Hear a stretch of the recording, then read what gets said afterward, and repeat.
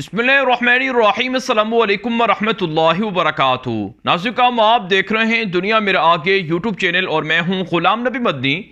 इस वीडियो के अंदर यूक्रेन और रूस की जंग के हवाले से ताज़ा तरीन मालूमात हैं वो आपके सामने रखने जा रहे हैं। नाज़रीन, जो ताज़ा तरीन अपडेट सामने आ रही हैं कि रूसी फ़ौजें कीव के ऊपर हमला आवर हो चुकी हैं, जो यूक्रेन का कैपिटल है, यूक्रेन का दारुल हुकूमत है। हमारे पास जो ताज़ा तरीन अपडेट सामने आ रही हैं कि रूसी फ़ौजों ने कीव के अंदर वाक़े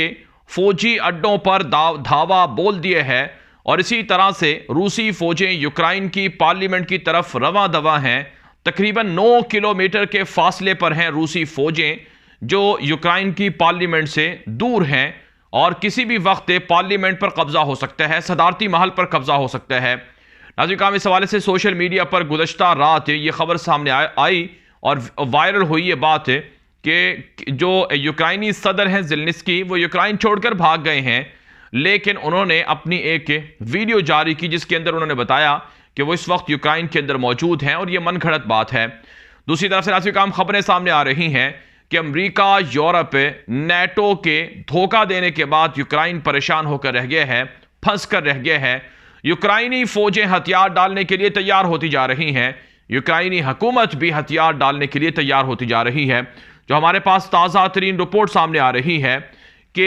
जो अमेरिका के जो रूसी वज़ीर ख़ारिजा हैं सरगेई लारोफ, उनका एक ताज़ा बयान नशर हुआ है और उन्होंने कहा है कि रूस मुज़ाकरात की पेशकश को कबूल करता है, लेकिन इसके लिए ज़रूरी है कि यूक्रेनी फ़ौजें हथियार डालें। नाज़रीन, इस हवाले से रिपोर्ट के अंदर यह बात कही गई है कि रूसी वज़ीर ख़ारिजा सरगेई लारोफ की जानिब से बात कही गई है कि हम बातचीत करेंगे, हम मुज़ाकरात करेंगे, हम डील करेंगे, लेकिन इसके लिए ज़रूरी है कि रूसी फ़ौजें हथियार डालें और अवाम पर जुल्म बंद करें। रूसी वज़ीर ख़ारिजा सरगेई लारोफ की जानिब से बात कही गई है कि अवाम पर, बिलखुसूस जो डोंबास के मशरकी इलाके में रहने वाले यूक्रेनी अवाम थी, उस पर यूक्रेनी फ़ौजें जुल्म करती थी, जिन्हें रूस का हामी कहा जाता है या उन्हें बागी भी कहा जाता है, उन पर हमला कर रही थी, जिनकी मदद के लिए रूसी फ़ौजें यूक्रेन के अंदर दाखिल हुई हैं। इस हवाले से रूसी वज़ीर ख़ारिजा सरगेई लारोफ ने कहा है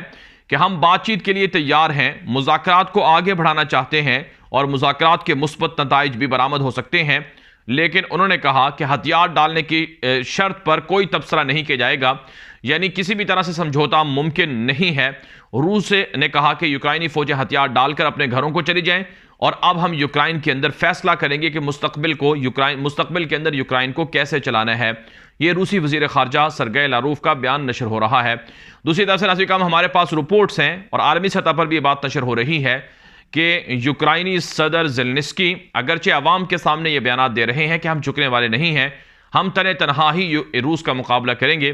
लेकिन आप जानते हैं रूस एक ताकतवर मुल्क है, रूस के पास एटमी हथियार हैं, बेहतरीन लड़ाका फ़ौज है, तो कैसे यूक्रेन उसका मुकाबला कर सकता है। इसलिए नाज़रीन, नतीजा ये है कि जब अमेरिका और यूरोप जैसा मुल्क रूस के सामने बेबस हो गया है, तो यूक्रेन भी बेबस हो जाएगा और आने वाले चंद घंटों के अंदर या फिर नाज़रीन आने वाले 72 घंटों के अंदर फैसला हो जाएगा कि ये जंग किस तरफ जाएगी और इस जंग के अंदर फातेह कौन होगा और इस जंग के अंदर यूक्रेन का मुस्तकबिल क्या होगा। जो हमें नज़र आ रहा है नाज़रीन, वो ये है कि मुकम्मल यूक्रेन रूस का हिस्सा बन जाएगा और रूस पहले से ज़्यादा ताकतवर हो जाएगा, पहले से ज़्यादा बड़ा हो जाएगा। चुनांचे नाज़रीन, इस वक्त जो पाबंदियां हैं वो तो लगाई जा रही हैं रूस के ख़िलाफ़ और इस वक्त जो हम देख रहे हैं कि अमेरिका और यूरोप के अंदर मीटिंग्स भी चल रही हैं और जो अमेरिकी वज़ीर ख़ारिजा हैं एंटोनी ब्लिंकन, वो रूसी वज़ीर ख़ारिजा के साथ राब्ते में है कि किसी तरह से ये मामला हल हो जाए और ये मामला रुक जाए यहीं तक, लेकिन नाज़रीन ये मामला रुकने वाला नहीं है और रूस आगे बढ़ रहा है और रूस अमलन यूक्रेन पर कब्जा कर रहा है। यही वजह है नाज़रीन, इस वक्त दुनिया के अंदर अमेरिका को, यूरोप को लान तान की जा रही है।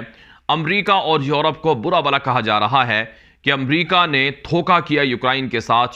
साथ हाथ कर गया अमेरिका। यूरोप भी यूक्रेन को तनहा छोड़ गया है, ना तो इसको नेटो के अंदर शामिल किया गया और ना ही इन्हें फौजें दी गई, ना ही इन्हें हथियार दी गई। नाज़रीन, अमेरिकी मीडिया पर जो बातें नशर हो रही हैं, जो रिपोर्टें नशर हो रही हैं, उनमें यह कहा जा रहा है कि अमेरिका का यूक्रेन के साथ कोई भी फौजी मुआहिदा नहीं है, यानी अमेरिका यूक्रेन के अंदर फौजें रखे ये मुआहिदा भी नहीं है, अमेरिका का यूक्रेन के अंदर फौजी अड्डा भी नहीं है और इसी तरह से अमेरिका यूक्रेन के साथ फौजी मुआहिदा भी नहीं किए हुए है कि अगर आप पर हमला हुआ तो हम आपकी मदद करेंगे। चूंकि कानून ये है, जो यूरोप और अमेरिका के दरमियान जो मुआहिदे हुए हैं उनमें यह कहा गया है कि अगर नेटो के किसी मुल्क पर हमला हुआ तो अमेरिका उनकी मदद करेगा, अमेरिका पर हमला हुआ तो नेटो मदद करने के पाबंद होंगे। अब नेटो के जो 27 ममालिक हैं उनमें यूक्रेन शामिल नहीं है, तो इस वजह से अमेरिकी मीडिया पर और दीगर जगहों पर यह रिपोर्टें नशर हो रही हैं कि अमेरिका किसी भी सूरत रूस का मुकाबला करने की हिम्मत नहीं रखता है और ना ही अमेरिका यूक्रेन की मदद कर सकता है। फिर नाज़िर रिपोर्टों के अंदर यह भी बताया जा रहा है कि अमेरिका के मफादात भी नहीं है, यूक्रेन के अंदर अमेरिका के मफादात नहीं है। यानी यहाँ पर एक तो पेट्रोल का कोई ऐसा ज़खायर नहीं है कि उसे पेट्रोल की लालच और यहाँ पर आए और वो उनकी मदद करे, और इसी तरह से अमेरिका का कोई और मफाद भी नहीं है क्योंकि इसकी सरहदें बहुत दूर हैं। लेकिन फिर माहिरीन ये बात कहते हैं कि लीबिया की सरहदें भी अमेरिका से दूर थीं, इराक की सरहदें भी अमेरिका से दूर थीं, तो फिर अमेरिका ने इराक के अंदर, लीबिया के अंदर फ़ौजें क्यों भेजीं। इसी तरह से नाज़िर जो अमेरिकी सदर जो बाइडन है उनके हवाले से भी रिपोर्टों में बताया जा रहा है कि अमेरिकी सदर जो बाइडन वो खुद जंगों से दूर रहना चाहते हैं। उन्होंने अमेरिका के साबिक सदर ओबामा के दौर में भी मुखालफत की थी लीबिया के अंदर फौजें भेजने की। और नाज़िर अमेरिकी सदर जो बाइडन के हवाले से कहा जा रहा है कि वो 2003 से जो फौजी जारियत है या फौजी हमले हैं इनकी वो मुखालफत करते हैं। खुद अमेरिका के जो मौजूदा वज़ीर ख़ारजा हैं एंटोनी ब्लिंकन, जो 20 साल से जो बाइडन के साथ काम कर रहे हैं, उन्होंने अपने एक बयान के अंदर ये बात कही थी कि अब अमेरिका किसी भी जंग का हिस्सा नहीं बनेगा और अमेरिका अब माहौलियाती तब्दीलियों से लड़ेगा, अवाम को बेहतर रोज़गार और मईशत फराहम करेगा और इसी तरह से चीन का मुकाबला करने की तरफ तवज्जो रखेगा। तो इससे नाज़िर अमेरिका किसी भी सूरत यूक्रेन की मदद करने वाला नहीं है और अमेरिका की जानिब से हाथ खड़े कर दिए गए हैं। इसलिए अब महज यूक्रेन तनहा वो मुकाबला कर रहा है रूस का, लेकिन उनकी फ़ौजें भी किसी सूरत ज़्यादा अरसे तक, ज़्यादा देर तक जो लड़ाई है वो नहीं लड़ सकती हैं। इस वजह से जल्द जो यूक्रेन है या केफ है वो सुकूत कर जाएगा और जल्द उन्हें रूसी फ़ौजें अमलन यूक्रेन पर हुक्मरान होंगी। दूसरी तरफ से नाज़िर हमें जो खबरें मौसूल हो रही हैं कि जो बाइडन की जानिब से, यूरोप की जानिब से जो पाबंदियां हैं रूस के ख़िलाफ़ लगाई जा रही हैं, लेकिन रूस को इससे कोई फ़र्क पड़ने वाला नहीं है। ताहम नाज़िर खबरें ये भी सामने आ रही हैं कि तुर्की से फ़ौजी मदद मांगी है और तुर्की के साथ मुसलसल राब्ता हो रहा है, लेकिन तुर्की के अपने जंगी जहाज़ जो ड्रोन तैयारों की शक्ल में यूक्रेन को दिए गए थे, कहा जाता है कि उन्हें भी तबाह कर दिया गया है और अब तक तकरीबन 5 से 7 जंगी जहाज़ जो ड्रोन तैयारे थे बुनियादी तौर पर वो तबाह हुए हैं जो तुर्की ने दिए थे। तुर्क सदर तैयब एर्दोगान से बार बार मदद की जा रही है, लेकिन यूक्रेन का अमलन जो ताल्लुक था तुर्की के साथ वो इतना ज़्यादा मजबूत नहीं था जैसा कि लीबिया के अंदर था। तो इस वजह से नाज़िर यूक्रेन अब तनहा रह गया है, ना तुर्की मदद करने की हिम्मत रखता है और ना ही कोई और मुल्क हिम्मत करने की मदद रखता है यहाँ तक कि नाज़िर तुर्क सदर तैयब एर्दोगान से जो मदद का बार बार इसरार है ये भी कारगर नहीं हो रहा है। और इसी तरह से नाज़िर जो चाइना है वो भी इस सिलसिले में रूस के साथ ही खड़ा हुआ है, रूस ही की मदद कर रहा है और रूस के